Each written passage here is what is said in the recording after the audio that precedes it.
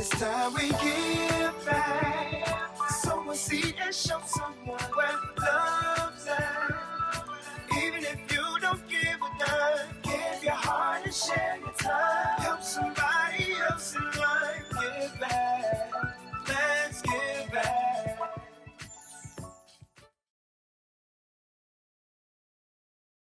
Welcome to this episode of Ignite, Empower, Transform with our guest host, Don Mays. Good afternoon, everyone, and thank you all for coming. We are all gathered here to celebrate the writing of Hosea. I call him Joey. Hosea's first book, and again, emphasis on first. As Rachel said, there's certainly potential for there to be more. So, in this interview, I think most people know you here, right? Yeah. So we won't go into the way back. We have a couple new friends, but for the most part, yeah. All right. Well, I'll interweave some of the way back. Sounds good. Okay. But what I want to start with is reach your community. There are a lot of people out there doing community service. It's not something that's new. Mm-hmm. What motivated you to do this book, and what do you think you can share in this? What do you think reading this book, sharing this book, the information in this book will do for folks who want to follow you, step in your footsteps, follow you in your footsteps? Well, like you said, community service, giving back is not volunteering is not a new thing. Giving back is more of an obligation based on your past experiences. We want to make sure that if you've been blessed, you should bless others, right? I grew up in a certain time where, and some of us are from the same neighborhood, where on your block you had community leaders. On your block you had civic leaders. We have less of that in many of the blocks in the inner city. How are we going to revive our communities? If you're looking at these young people, they're tearing crap up right now, and it's sad. And I believe it's primarily due to the fact that they don't have adults that are in their lives at an early age, that are nurturing, that are positive, that are supportive, as was the case when we were young, right? So we need to try to resurrect some of that spirit that existed, and we have to, whatever we're doing now, we need to do more, right? So you're right, there are people that are doing things, but it's not enough. I think these young people are angry, and they're turning that anger toward each other, and a lot of times resulting in some fatal situations. And so how we circumvent that is through nurturing, support, love, showing them that there are people that are caring, that want to see them succeed, that believe in them. And these young people need to feel that. And they have to really feel that through men, because a lot of them that do go on, they're in school. That's a matriarchal society. I just graduated from, I've just retired. That's sort of a graduation. I just retired. And I'm in a school building with 40 professional women and maybe 3 or 4 professional men, right? So children become what they see, right? So you have to make sure that we present role models for these young people, and you got to make sure that you have people that really care for the right reasons, right? Particularly when you're talking about sports, people are looking for the next LeBron James or the next Kobe Bryant. We want people. When I was playing, they just wanted to make sure we were off the street involved with something positive, right? They weren't trying to make money off of us. They weren't trying to, be our agent. They were trying to make sure that we were involved in positive things. And we need more men and women, but we need more men that understand that importance and are out there doing that kind of work. So that's what this is about. Like Rachel said, we're trying to create a movement. Okay. So before we started, the good judge mentioned you as being a mentor for her and kind of giving her guidance as an undergrad. Right. And not necessarily giving names, but some of the people or some of the types of people or the personalities that influenced you to get you to where you are, well, to get you through your path. as an academic, as a community activist, as a social justice motivator.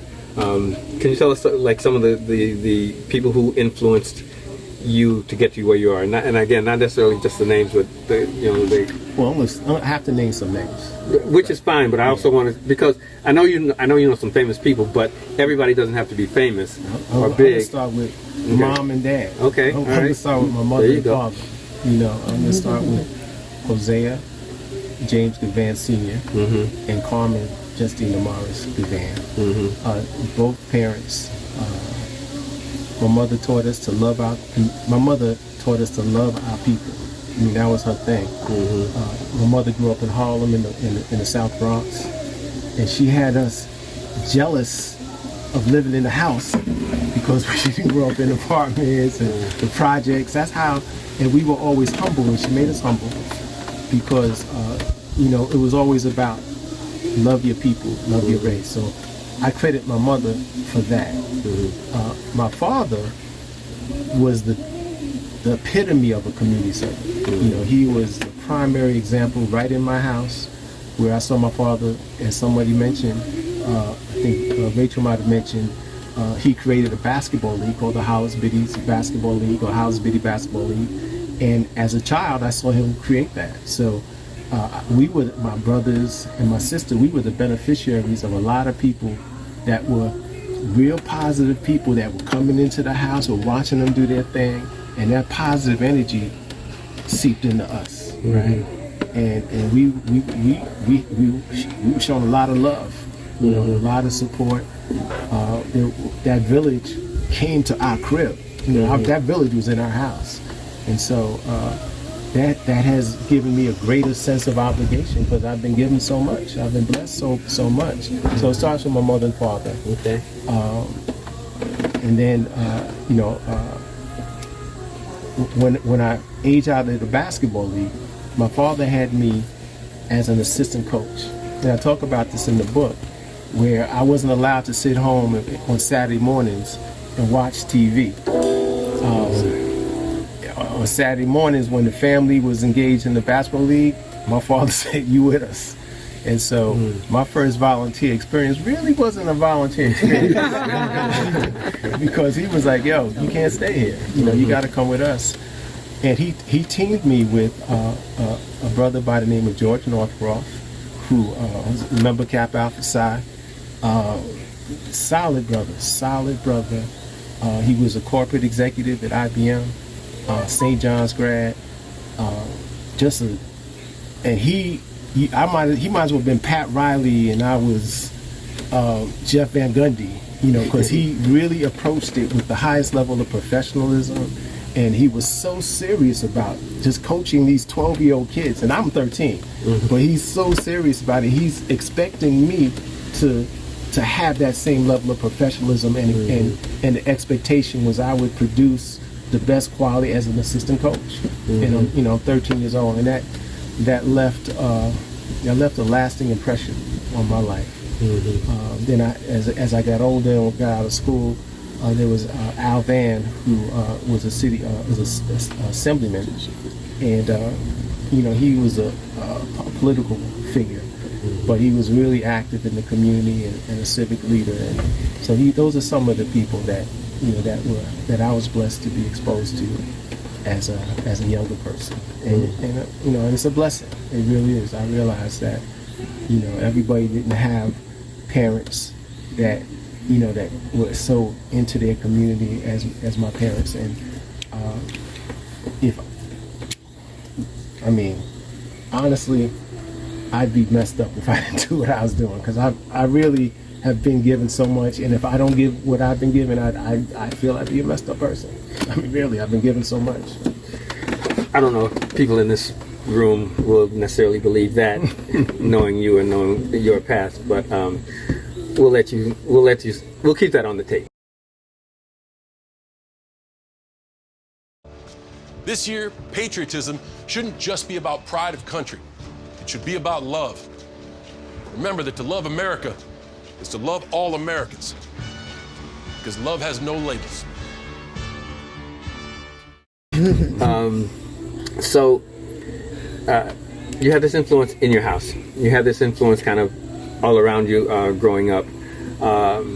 What were some of the, and this is, I'm trying to lead the discussion into a certain place in a minute, but what were some of the things that presented obstacles to you, or that you may have been aware of that were obstacles to your father when he was developing the program?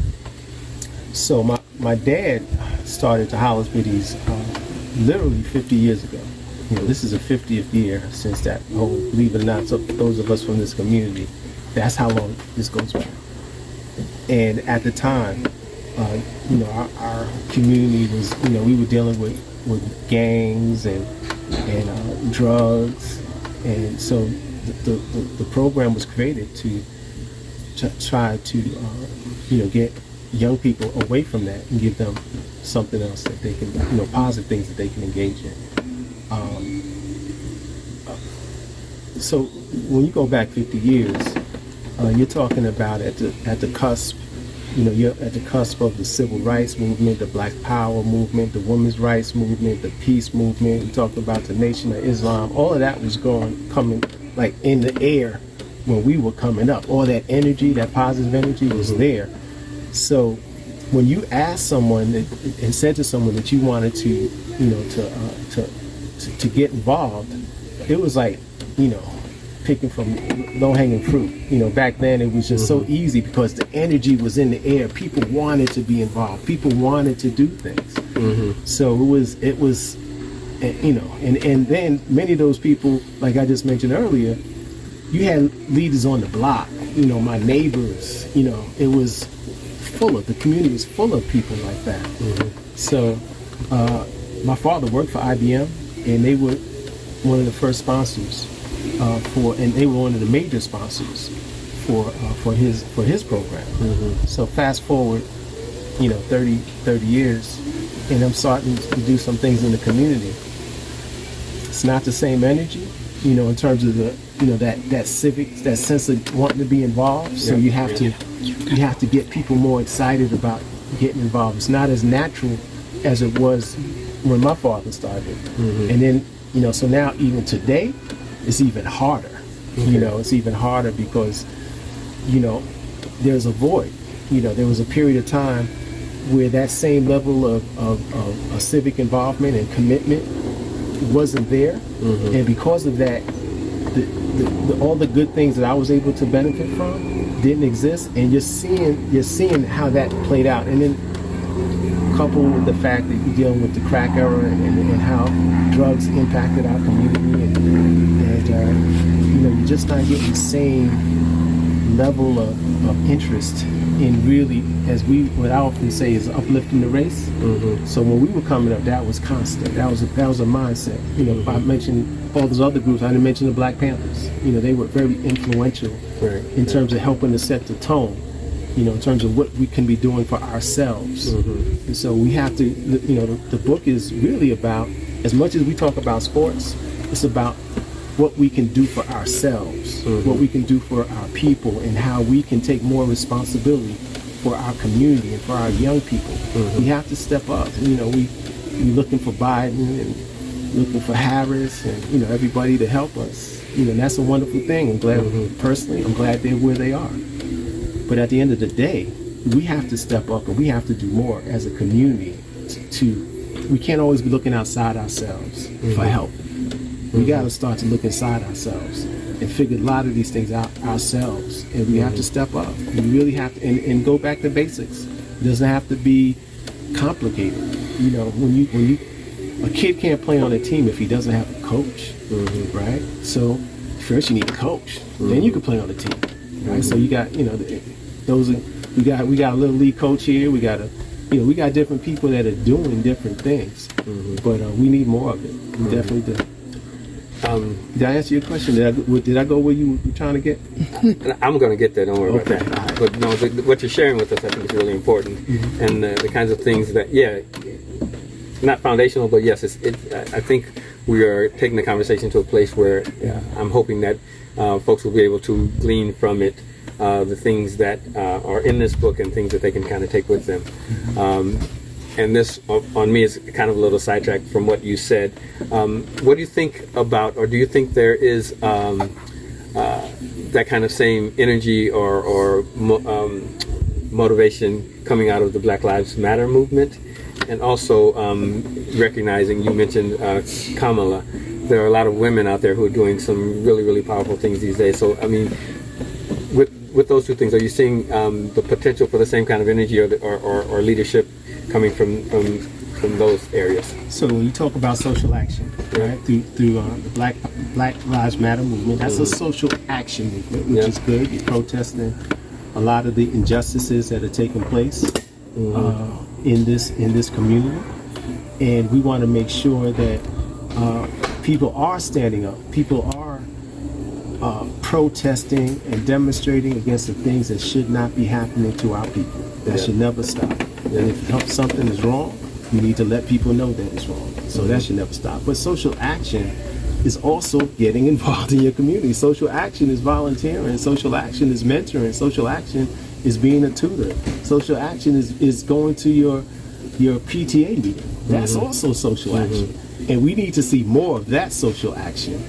And you know, you're responding to crisis. You know, you're responding to a tragedy. Absolutely. Right? So we're very reactionary, right? But we have to be proactive in a lot of what we're trying to do for our community. And if we continue to react, you know, we'll be in another 2 months. There'll be another horrible situation that we'll be, you know, dealing with. But the constant is that we'll continue to need to influence and impact our young people. That will be the consistent thing that we have to address.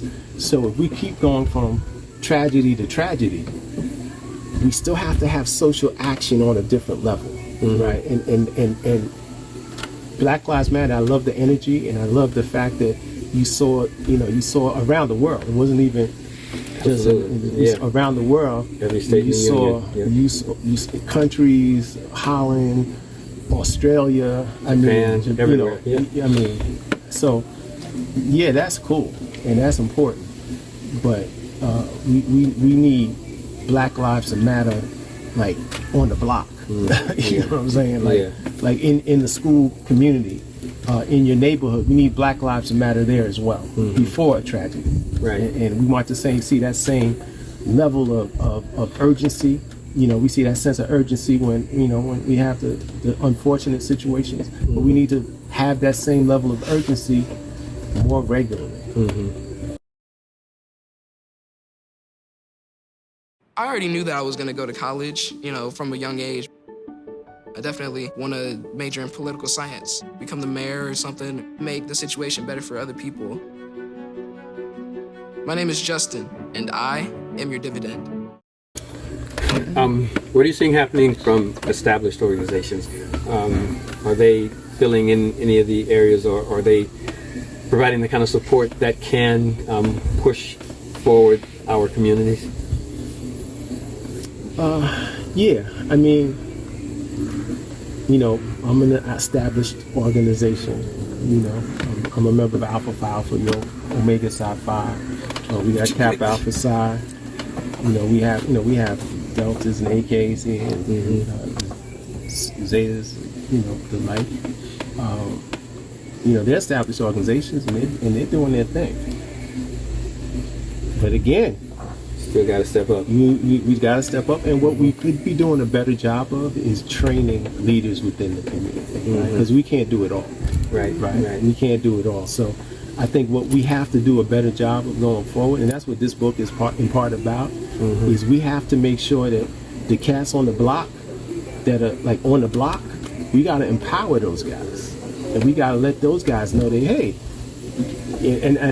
and we talk. I have specific examples of people that I influenced on the block, right, and getting those guys on the block to step up and do it, because they can relate to some of the people that may not be able to relate to me, right? So how do we get those people to understand that they have a leadership role, they have a place in the community that could be valuable, and we, hopefully the movement that we're talking about is what we tried to do, what my dad did 50 years ago, it's going to come from a different crew.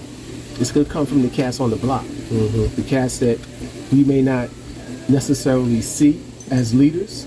We have to begin to like understand that they have to be leaders because that's where they are. We have to prepare them for leadership. Right. And that's what this is about. And that's a perfect segue into where I was hoping this conversation would go, which is, not everybody's going to have that same kind of foundation that you had. Correct. Not everyone is going to be able to. Not everyone necessarily has the skills in place. So how can Joe Average, who we are asking to come to step up, how can those people who may not necessarily have those foundational skills or that foundational support that you had, how can Joe Average step up and be that person that you're describing in this book? So it takes a Hosea Givan or Don Mays to recognize within that person, so they can see within themselves what's their potential, right? So what if they don't encounter Hosea or Don? So that's where we got to do the outreach. That's why we got to get those guys to influence the other guys, right? So we got to start. There's some work that we do have to do, right, to help to kind of get that thing going. But we have to we can't. A lot of my crew,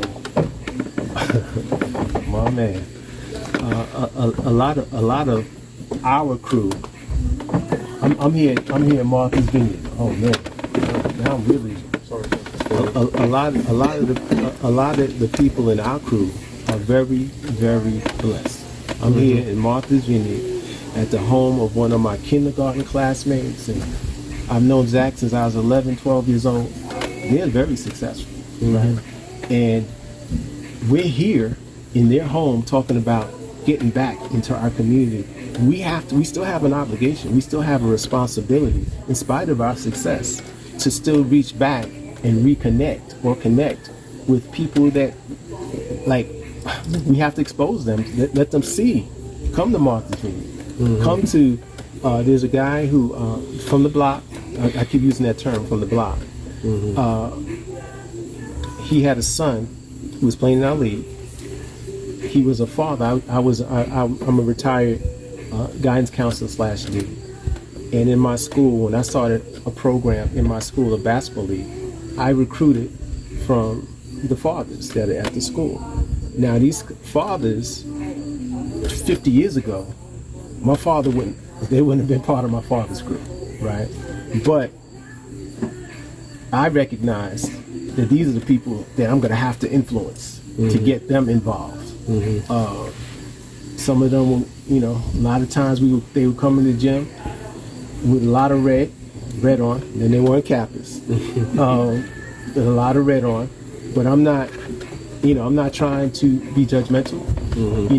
If they're coming into the gym to work with these kids, I don't care what affiliation they have outside of this gym, and this is my opportunity to flip or turn them, right? So I'm going to try my best to share with them opportunities that they may not have, like you said, they may not have naturally come across, right?